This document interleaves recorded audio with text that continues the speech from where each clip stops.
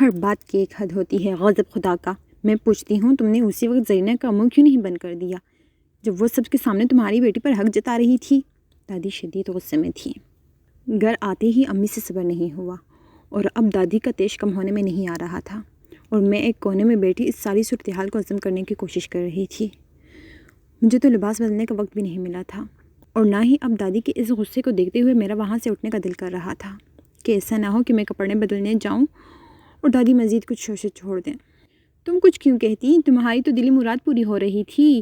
برا بلا نکما آوارہ چاہے جیسے بھی ہو، بس تمہارے بھائی کا بیٹا ہو۔ یہ تو اچھا ہوا کہ تم نے اسی وقت اپنی بیٹی کا ہاتھ اس کے ہاتھ میں نہیں دے دیا کہ لو اسے بھی اپنے ساتھ ہی لے جاؤ۔ ہم تو ہیں ہی کمی کمین، ہماری تو قسمت جاگ اٹھی جو تم نے ہماری بیٹی قبول کر لی۔ اب ان کی توبہ کا رخ امی کی طرف ہوا تھا۔ امی کا رنگ زرد ہو گیا۔ خدا کے لیے اماں، یہ آپ کیسی باتیں کر رہی ہیں؟ میں کیا بڑی محفل میں ان سے جھگڑا کرتی، تماشا بناتی؟ جو بات آرام سے ہو سکتی ہے وہ آرام سے؟ یہ آرام سے کرنے والی بات تھی؟ ہمیں پوچھے بغیر، ہمیں بتائے بغیر وہ ہماری بچی اپنے بیٹے سے نتی کر رہی تھی، اور تم کہہ رہی ہو کہ تمہارا دماغ خراب ہو گیا ہے یا پھر بھائی کی محبت میں اندھی ہو گئی ہو؟ کل کو پوری دنیا میں ڈھنڈورا پیٹ دے گی اور تم بیٹی چین کی بنسی بجاتی رہنا۔ آئے گا کوئی تمہاری بیٹیوں کو بیاہنے؟ گر بیٹی بوڑھی ہو جائیں گی۔ دادی کا غضب شدید تر ہوتا جا رہا تھا۔ ایسا نہیں ہوگا اماں، بابی کہہ رہی تھی کہ ان کے دل میں تو بہت پہلے سے یہ خواہش تھی، اور اب صفیہ کے آنے کے بعد تو وہ باقاعدہ اس ہفتے رشتہ لے کر آنا چاہتی تھی، مگر اس وقت جب آمنہ کی بہن نے پوچھا تو ان سے صبر نہیں ہوا اور انہوں نے ان کے سامنے ہی یہ بات ظاہر کر دی۔ امی گھبرا کر وضاحت دینے لگی۔ بات تو پھر وہی آ گئی، اسے یقین ہی کیوں تھا کہ ہم اپنی بچی کا رشتہ اس کے نالائق بیٹے سے طے کر دیں گے، جس کا نہ کوئی کام ہے، نہ دھندا، نہ جانے کہاں کہاں آوارہ گردیاں کرتا پھرتا ہے، نہ اسے وقت پر کبھی گھر آتے دیکھا نہ جاتے۔ صورت الگ خنڈوں موالیوں جیسی، اپنے لائق فائق بیٹوں کے لیے تو دنیا جہاں میں گھوم لی، تب اسے ہم یاد نہیں آئے۔ اب خیال آیا ہے ہم پر یہ احسان دھرنے کا؟ مگر میں تم سے کہے دے رہی ہوں فاخرہ، کل اسے جواب میں دوں گی۔ ہماری بیٹی ہم پر اتنی باری نہیں ہے جو اسے اندھے کنویں میں دھکیل دیں۔ دادی کا لہجہ ناراضی سے بھرپور تھا۔ امی بے بسی سے انہیں دیکھنے لگی۔ مگر اماں، موعد میں خرابی ہی کیا ہے؟ اپنا بچہ ہے، ہمارے سامنے پلا بڑا ہے، صرف یہ کہ اس کی نوکری نہیں ہے تو میں جانتی تھی تم یہی کہو گی۔ دادی نے بات بھی پوری نہیں کرنے دی۔ تمہاری نیت سے میں اچھی طرح واقف ہوں، تمہارا بس چلے تو دونوں بیٹیوں کو ہاتھ سے پکڑ کر ان کے گھر چھوڑ آؤ، مگر میں ایسا ہرگز نہیں ہونے دوں گی۔ بیٹیوں سے جان چھڑانے کی اتنی جلدی ہے تو ابھی صفیہ کو فون کر کے ہاں کہہ دو۔ تمہارے بھائی کے خاندان سے تو 1000 گنا بہتر ہے ان کا خاندان، پھر پوری عزت اور مان کے ساتھ آ کر رشتہ مانگا ہے۔ تمہاری بھابھی کی طرح ہمیں ہماری اوقات نہیں دکھائی، آج ہمیں بنا پوچھے خود سے ہی رشتہ طے کر دیا، کل کو بارات لے کر دروازے پر کھڑی ہوگی۔ دادی بولے جا رہی تھی۔ امی کے چہرے پر مایوسی چھا گئی۔ اپنے اعصاب کو جکڑتی بے چینی سے گھبرا کر میں وہاں سے اٹھ آئی۔ نیلی اب کیا ہوگا؟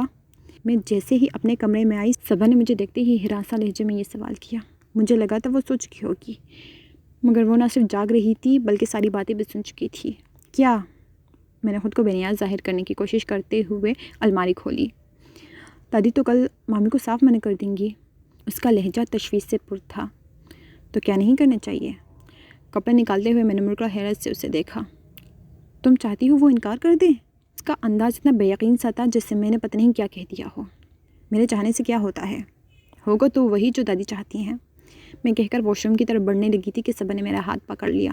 رکو نیلی، مجھے تمہاری سمجھ نہیں آ رہی۔ تم چاہتی تھی نا کہ تم مامی کی بہو بنو، پھر اب اس طرح تم ساری بات دادی کی مرضی پر کیسے ڈال سکتی ہو؟ وہ ناراضی کہہ رہی تھی۔ میں نے نرمی سے اس سے اپنا بازو چھڑایا۔ میں مامی کے گھر جانا ضرور چاہتی تھی، مگر موعد کے حوالے سے بالکل نہیں۔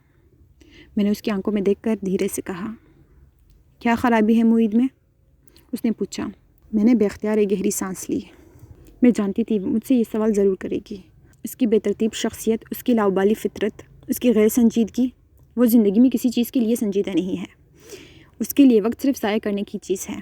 اسے ماسٹرز کیے بھی سال بھر ہونے کو ہے، مگر اس نے ایک بار بھی ڈنگ کی نوکری کے لیے کوئی کوشش نہیں کی۔ یہ چند ٹیوشنز پڑھا کر وہ سمجھتا ہے اس نے بہت بڑا تیر مار لیا ہے۔ لڑکیاں ہوتی ہیں صبا، مگر مردوں کو یہ لاپرواہی زیب نہیں دیتی۔ مردوں کو مضبوط شخصیت کا مستقل مزاج اور ذمہ دار ہونا چاہیے، جیسے ارمان بھائی ہیں۔ ٹھٹوک لہجے میں اس پر اپنا موقف واضح کرتے ہوئے میرا لہجہ آخر میں ذرا دھیما پڑا اور وہ چونک گئی۔ تم ارمان بھائی کو پسند کرتی ہو؟ جیسے تم سوچ رہی ہو ویسے بالکل نہیں۔ میں نے بھرپور انداز میں اس کی نفی کی۔ میں صرف ان کی شخصیت سے متاثر ہوں۔ اور میں چاہتی ہوں جس سے میری شادی ہو وہ بھی ایسی ہی خوبیوں کا مالک ہو۔ موہت تمہیں پسند کرتا ہے۔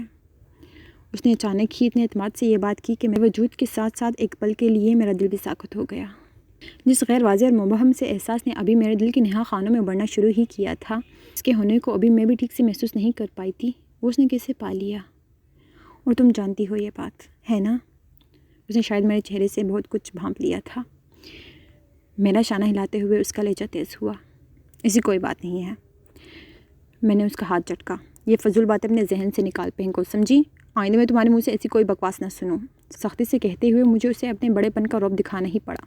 میں نہیں چاہتی تھی آئندہ وہ ایسی کوئی بات کر کے مجھے مزید ڈسٹرب کرے۔ اس کی رنگت پھیکی پڑ گئی۔ میں نظر انداز کر کے واش روم کی طرف بڑھ آئی۔